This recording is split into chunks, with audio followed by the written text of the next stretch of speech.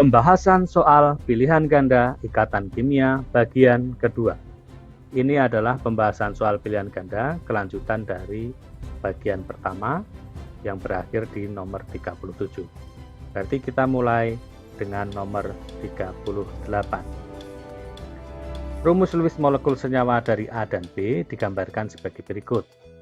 A sebagai senter, kemudian B sebanyak 3 atom sebagai atom yang terikat. Kemungkinan unsur A dan B adalah, ada pilihannya A, B, C, D, E. A bisa boron, nitrogen, aluminium, nitrogen atau sulfur, dan B bisa hidrogen, klor atau oksigen. Dalam gambar struktur Lewis ini tidak diperlihatkan dengan jelas perbedaan elektron antara A dan B. Semua gambar titik elektronnya digambarkan dalam bentuk silang semua. Nah, untuk melacak berapa valensi A dan berapa valensi B, caranya adalah dengan kita menghitung total semua elektron yang ada di sini. Total elektron yang ada di gambar struktur Lewis ini ada 26 elektron. Kemudian setelah kita tahu 26 elektron ini jumlah totalnya, kita lacak setiap option A, B, C, D, E. Nah, sebelumnya kita harus hafal boron, nitrogen, dan atom-atom yang lain ini berada di golongan berapa. Maka untuk membahas ikatan kimia, harus hafal semua golongan A, 1A sampai 8A, supaya lebih cepat untuk menjawab pertanyaan ini. Kita mulai dari option A.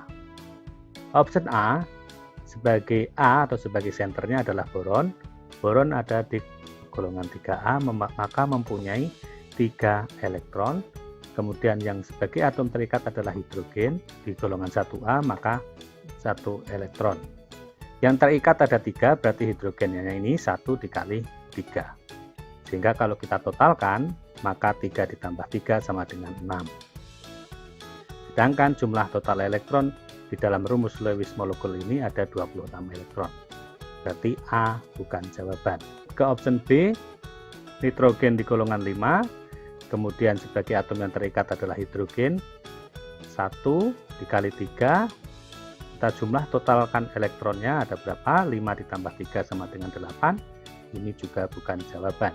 Sekarang yang C, A itu sebagai aluminium. Aluminium itu ada di golongan 3A, maka menjadi 3 titik elektron. Kemudian sebagai atom terikatnya di sini klor. Klor itu golongan 7A, maka elektronnya ada 7. Dan terikat ada 3, maka klornya ada 3 dikali 3, kita totalkan 3 ditambah 21, 24. Yang D, A itu sebagai nitrogen. Nitrogen itu golongan 5A, maka titik 5 elektron. Kemudian B-nya adalah klor. Klor itu 7 elektron, ada sebanyak 3, maka dikali 3, sehingga total elektronnya 5 ditambah 21 sama dengan 26. Yang option E, A itu sebagai sulfur. Sulfur itu golongan 6. Kemudian B itu sebagai oksigen. Oksigen juga golongan 6. 6 dikali 3, sehingga total elektronnya adalah 6 ditambah 18, 24 elektron. Dari kelima option ini, yang tepat sesuai adalah pada option D. Jumlah total elektronnya 26, seperti gambar titik elektron pada rumus Lewis molekul ini ada 26 elektron. Maka jawabannya adalah D. Lanjut ke nomor 39. Di antara molekul berikut yang memiliki ikatan rangkap 2 adalah, untuk menjawab soal ini, mau tidak mau kita harus menggambar struktur Lewis dari kelima option ini. Seperti yang sudah disebut sebelumnya, bahwa kita mesti hafal semua unsur di golongan 1A sampai 8A. Maka untuk gambar struktur Lewis dari senyawa Cl2, Cl itu golongan 7A, maka satu Cl ini mempunyai 7 titik. Yang di kiri 7 titik, yang di kanan 7 titik. Untuk membuat ikatan dalam suatu senyawa, itu memenuhi aturan oktet. Sehingga Cl ini yang di kiri sudah 8, di kanan sudah 8. Maka ini memenuhi aturan oktet. Kalau kita gambarkan, maka ini akan menjadi ikatan tunggal. Karena hanya sepasang elektron, di mana sepasang elektron itu satu elektronnya dari Cl yang di sebelah kiri dan satu Cl di sebelah kanan. Berarti A bukan jawaban. Yang B, NH3. N golongan 5 maka mempunyai 5 titik. Kemudian mengikat H sebanyak 3. Berarti dikelilingi oleh H sebanyak 3. H itu berada pada golongan 1A, 1H, yang H kedua, dan H yang ketiga. Untuk nitrogen ini sudah memenuhi aturan oktet, mempunyai 8 titik. Nah, untuk hidrogen 2 elektron ini sudah cukup karena memenuhi aturan duplet. Sehingga kalau kita gambarkan menjadi ikatan single bond atau ikatan tunggal masing-masing ke hidrogen. Option C, karbon itu 4 titik karena berada di golongan 4, kemudian dikelilingi oleh Cl sebanyak 4. Cl golongan 7, maka 1 Cl mempunyai 7 titik, 7 titik, 7 titik, 7 titik. Masing-masing karbon dan klorin di sini memenuhi aturan oktet. Sehingga ini juga bukan jawaban karena hanya memenuhi satu ikatan tunggal saja. Option D itu nitrogen. Nitrogen itu golongan 5A, 5 titik. Nah, untuk bisa memenuhi aturan oktet supaya kedua nitrogen ini 8 titik, maka mau tidak mau harus menjadi triple bond atau ikatan rangkap 3. Dari option A, B, C, D ini salah semua, berarti kemungkinan besar jawabannya adalah E. Kita cek saja. Kemudian O itu golongan 6 maka 6 titik. Dibuat seperti ini supaya oksigen yang di sebelah kiri mempunyai 8 elektron, sama persis dengan O yang ada di sebelah kanan. Si sebagai atom pusat juga memenuhi aturan oktet, mempunyai 8 titik elektron, sehingga kalau digambarkan selanjutnya menjadi ikatan double atau ikatan rangkap 2. Maka untuk nomor 39 jawabannya adalah E. Nomor 40. Di antara senyawa berikut yang tidak sesuai dengan aturan oktet adalah tidak memenuhi aturan oktet, itu bisa 2 kemungkinan. Tidak mencapai 8 atau justru melebihi 8 titik atau melebihi oktet. Ada juga yang di jumlah itu ganjil, itu juga tidak memenuhi aturan oktet. Senyawa yang tidak memenuhi aturan oktet yang kurang dari 8 itu umumnya jika atom pusatnya adalah golongan 2A dan 3A, Be dan B. Jika Be dan B ini membentuk senyawa, maka kemungkinan besar dua atom ini tidak akan terpenuhi aturan oktet, kurang dari 8. Kemudian bisa juga yang melebihi aturan oktet itu jika atom pusatnya berada di periode ketiga ke bawah. 1, 2, 3, periode ketiga. Jika atom-atom ini sebagai atom pusat, kemungkinan dia juga bisa membentuk senyawa dengan melanggar aturan oktet, yaitu melebihi aturan oktet bisa lebih dari 8 titik. Dari A, B, C, D, E yang melanggar aturan oktet adalah P dan S. Jadi kemungkinannya adalah jawaban C dan D. Kenapa bukan option E? Di sini kita lihat F adalah golongan 7A, tapi dia di periode 2. Yang melanggar aturan oktet itu yang ada di periode ketiga ke bawah. F itu di periode kedua. Jika nomor 40 ini pilihan jawabannya tinggal C atau D.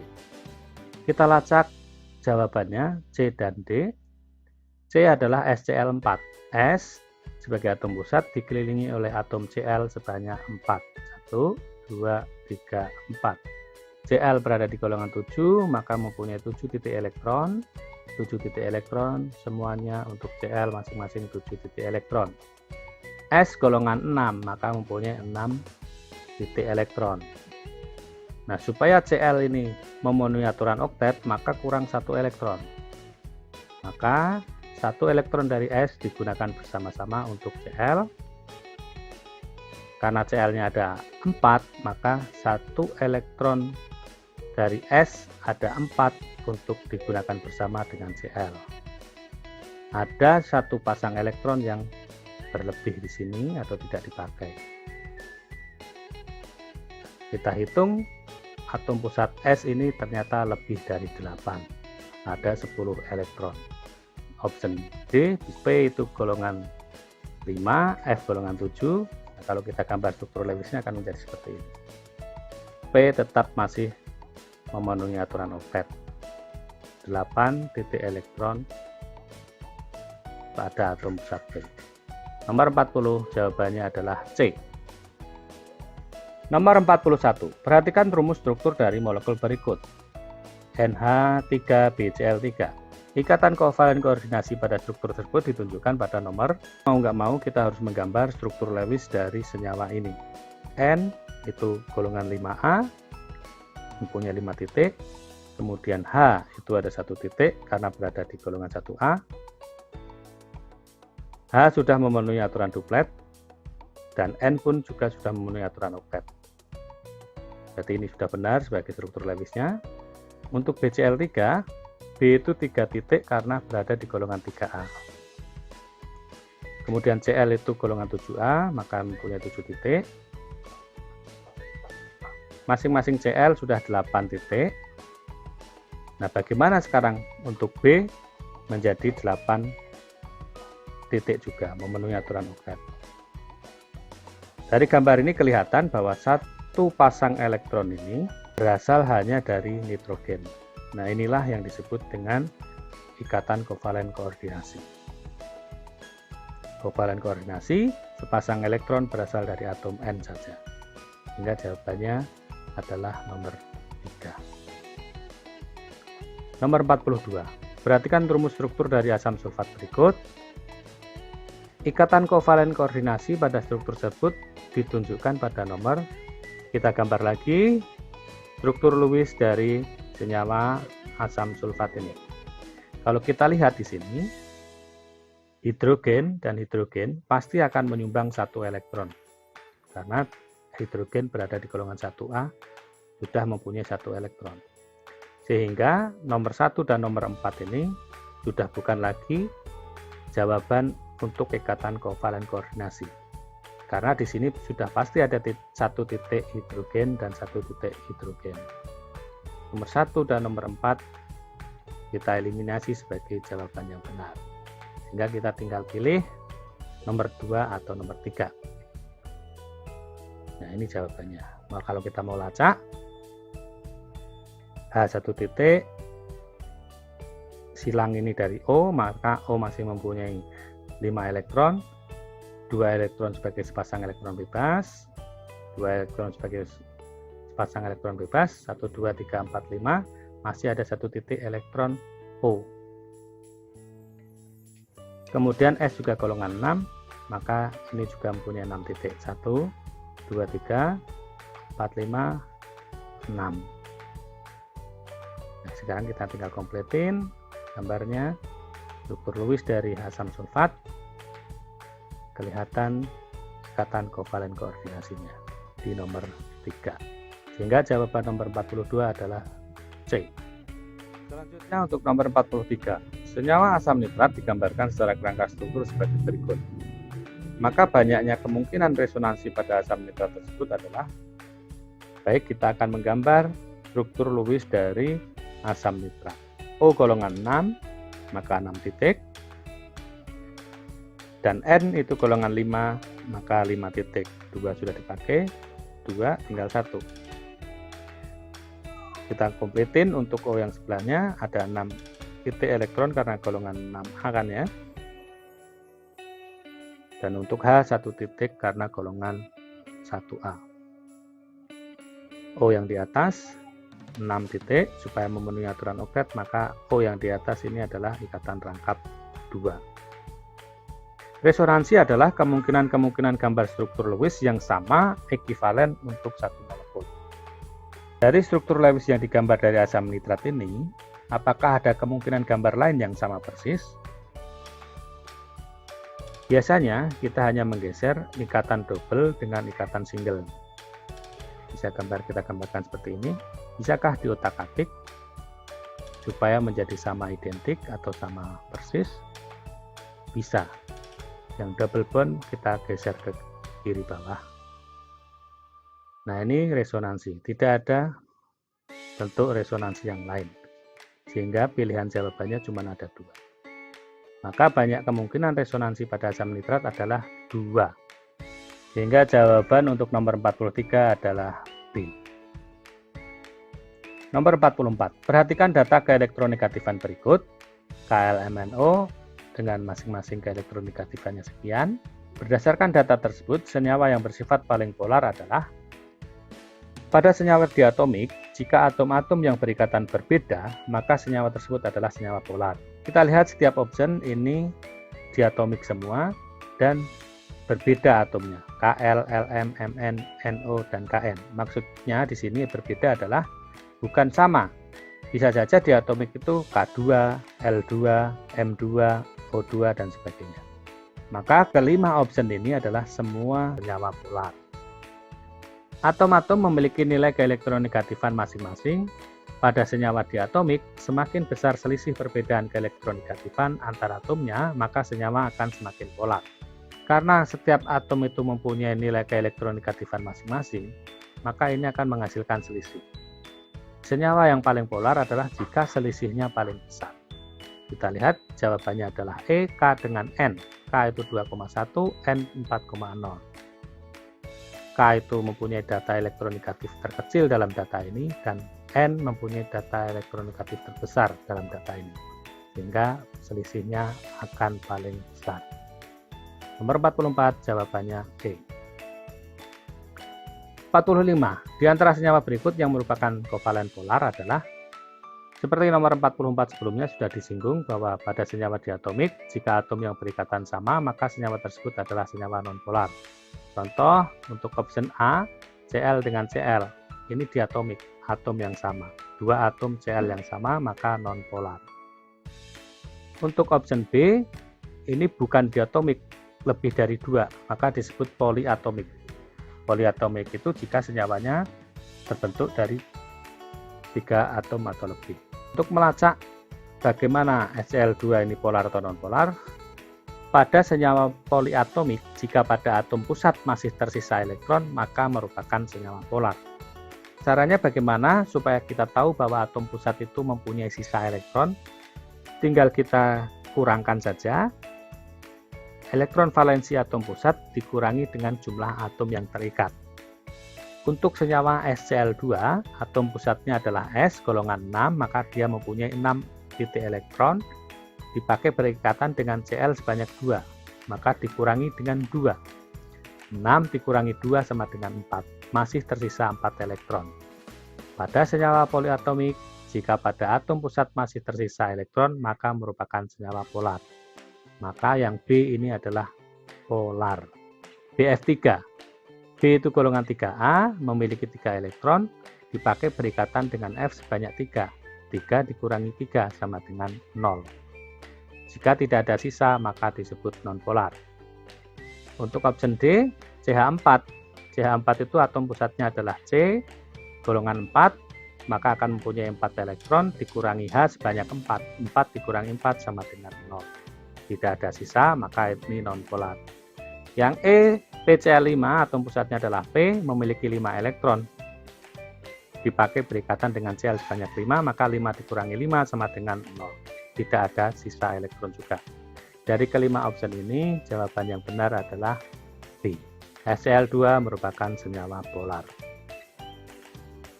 Nomor 46. Berikut ini ada data fisik beberapa senyawa. Senyawa P dan Q, ada data titik leleh, daya antar larutan listrik, dan kelarutan dalam air. Jenis ikatan pada senyawa P dan Q berturut-turut adalah, untuk menjawab soal nomor 46 ini berarti kita memerlukan tabel sifat senyawa ion polar dan nonpolar. Untuk senyawa ion, wujud dalam suhu kamarnya padat. Senyawa ion itu garam dapur. Dalam suhu kamar, garam dapur itu berwujud padat. Kemudian untuk polar, wujudnya dalam suhu kamar itu cair. Contohnya air, cuka dapur, alkohol itu wujudnya cair. Sedangkan untuk nonpolar itu sangat mudah menguap. Umumnya atau kebanyakan untuk senyawa-senyawa nonpolar itu berwujud gas. Contohnya hidrogen, oksigen, karbon dioksida, dan sebagainya. Untuk titik didih, senyawa ionnya sangat tinggi. Untuk polar itu sedang, untuk nonpolar itu rendah.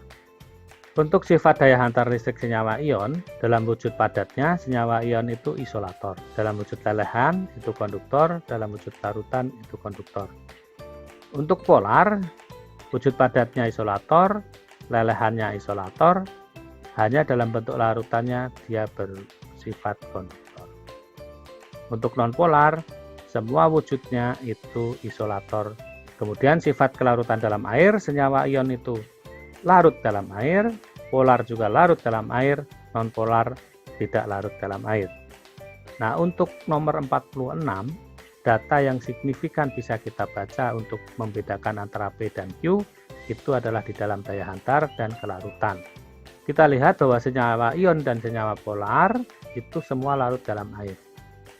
Berarti P di sini kemungkinan adalah ion dan polar. Nah, untuk Q tidak larut. Sudah pasti ini nonpolar. Karena kelarutan dalam air nonpolar saja yang tidak larut. Sehingga jawabannya P itu bisa ion atau kovalen. Nah, sekarang membedakan P itu ion atau kovalen bagaimana? Bisa dibedakan dari daya hantar listriknya. Ion itu mempunyai konduktor yang sangat bagus di dalam wujud larutannya. Sedangkan senyawa polar, meskipun di sini sebagai konduktor, tapi konduktornya itu lemah. Daya hantar listrik dalam larutan, kalau misalkan ini kovalen, maka bukan kuat, lemah. Sehingga bisa dipastikan P ini adalah ion dan Q adalah nonpolar. Maka jawabannya adalah C. Jika unsur A dengan nomor atom 1 dan B dengan nomor atom 7 berikatan membentuk senyawa, maka senyawa yang terbentuk adalah senyawa apa yang terbentuk antara A dengan B? A itu golongan 1, 7 itu berarti golongan 5A. Maka ikatan yang terbentuk untuk 1 dengan 7 itu adalah A1 titik dan B5 titik, maka supaya oktet senyawa yang terbentuk adalah Ba3. Karena atom pusat B itu masih mempunyai sisa elektron, maka disebut senyawa kovalen polar. Setelah kita tahu bahwa senyawa dari A dan B ini adalah senyawa kovalen polar, baru kita cek setiap option A, B, C, D, E manakah yang tepat. Kita lihat fokus ke polar, karena di sini dalam setiap option fokusnya adalah kelarutan dalam air dan kemampuan mengantarkan listrik. Pada senyawa kovalen polar berarti larut dalam air dan sifat daya hantar listrik larutannya berupa konduktor. Dari option A, B, C, D, E yang paling tepat adalah option A. Larut dalam air sehingga dapat mengantarkan listrik. Nomor 48. Berikut ini yang bukan merupakan sifat logam adalah ikatan logam. Logam seperti besi, aluminium, tembaga, seng, perak, emas berwujud padat pada suhu kamar. Logam memiliki sifat khas seperti konduktor listrik dan konduktor panas, mudah ditempa, mengkilap, dan ulet. Manakah option A, B, C, D, E ini yang tidak sesuai dengan narasi tentang ikatan logam ini? D. Rapuh. Nomor 49. Logam dapat mudah mengantarkan listrik karena jadi sudah disebutkan di narasi sebelumnya bahwa logam itu bersifat mudah ditempa, sifat konduktor, ulet, dan mengkilap. Nah, kenapa logam bisa mengantarkan listrik? Atom logam itu memiliki elektron valensi yang sedikit, sehingga dalam kulit luarnya itu masih mempunyai rongga yang sangat besar untuk memudahkan elektron-elektron valensi itu bergerak bebas. Sedangkan ion positif sebagai inti atom pada logam itu stabil. Yang mudah bergerak bebas itu adalah elektron-elektron valensi dari logam ini sendiri. Kenapa bisa bergerak bebas? Karena ruangnya sangat longgar. Elektron mudah mengalir berpindah-pindah dari satu inti atom ke inti atom lainnya. Logam merupakan konduktor panas listrik karena elektron mudah mengalir dan bergerak bebas dalam kristal logam. Manakah yang sesuai? Yang B. Elektron mudah mengalir dan bergerak bebas dalam kristal logam. Untuk option A, inti atom hanya bergeser tanpa memutus atau mematahkan ikatannya. Ini adalah sifat logam yang mudah ditempa.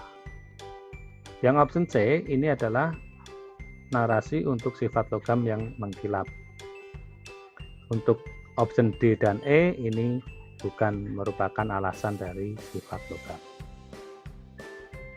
Lanjut ke nomor terakhir, ke nomor 50. Sifat fisik logam sangat dipengaruhi oleh. Untuk menjawab pertanyaan ini, kita akan lacak satu-satu setiap option. Option A, energi ionisasi logam yang relatif besar dibandingkan dengan unsur lain. Logam itu bermuatan positif. Kenapa bisa bermuatan positif? Karena sangat mudah melepas elektron. Atom atau unsur yang mudah melepas elektron, itu energi ionisasinya sangat kecil. Energi ionisasi pada unsur logam adalah lemah, sehingga mudah melepas elektron untuk bermuatan positif. Sehingga untuk option A ini justru kebalikan. Ini untuk non-logam, bukan sifat dari logam. Option B, semua logam itu bermuatan positif.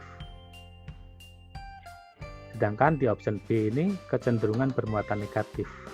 Ini adalah sifat untuk non-logam. Maka option B bukan jawaban. Option C, jumlah elektron valensi logam yang sangat sedikit sehingga kulit terluarnya relatif longgar. Semua logam itu mempunyai elektron valensi yang kecil, sedikit. Contoh golongan 1A, 2A, elektron valensinya cuma 1 dan 2. Maka kulit terluarnya akan sangat longgar. Yang harusnya maksimal terisi 8 elektron, hanya terisi 2. Maka kulitnya longgar atau relatif kosong. Karena alasan inilah, maka sangat mempengaruhi sifat logam. Untuk option D, sangat dekat dengan konfigurasi gas mulia. Ini juga tidak. Tidak semua logam dekat dengan konfigurasi gas mulia. Logam yang dekat dengan konfigurasi gas mulia itu hanya golongan 1A dan 2A. Sedangkan ada logam-logam di golongan B itu relatif jauh dari komposisi gas mulia. Option E juga salah, karena logam itu sangat kuat, dalam suhu kamar saja wujudnya padat. Zat-zat yang wujudnya padat itu menunjukkan bahwa ikatan antar molekulnya sangat kuat. Maka untuk nomor 50 atau nomor terakhir, jawabannya adalah C. Sifat fisik logam sangat dipengaruhi oleh jumlah elektron valensi logam yang sedikit sehingga kulit terluarnya relatif longgar. Sekian pembahasan soal pilihan ganda ikatan kimia. Selamat belajar.